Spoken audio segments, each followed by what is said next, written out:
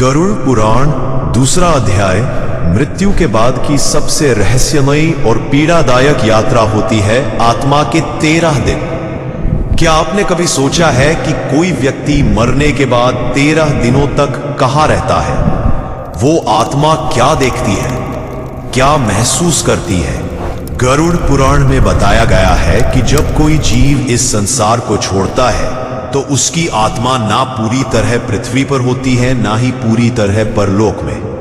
वह एक विचलित अवस्था में होती है, जहां हर दिन एक नया अनुभव, एक नई सजा, एक नया एहसास उसके सामने आता है।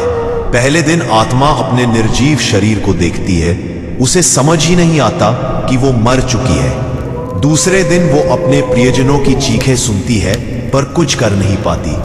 तीसरे से 5वें दिन तक उसे अपने कर्मों का हिसाब याद आने लगता है।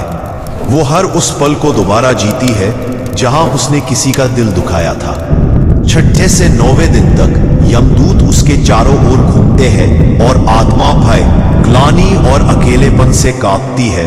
और फिर दब से 13वां दिन आत्मा को यमलोक के द्वार की झलक मिलने लगती है।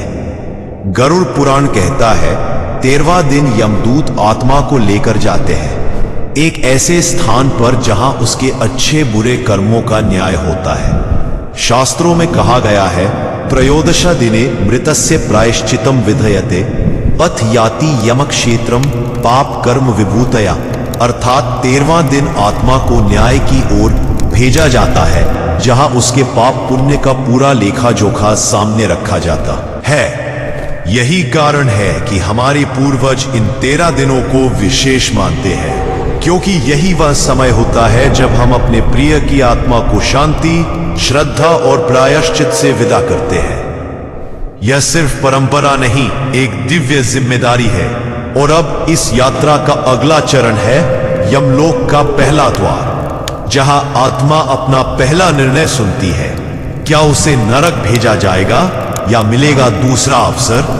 जानने के लिए जुड़े रहिए अगले अध्याय में। और अगर आपने इस रहस्यमय यात्रा को अब तक महसूस किया है तो इस ज्ञान को जरूर आगे बढ़ाएं।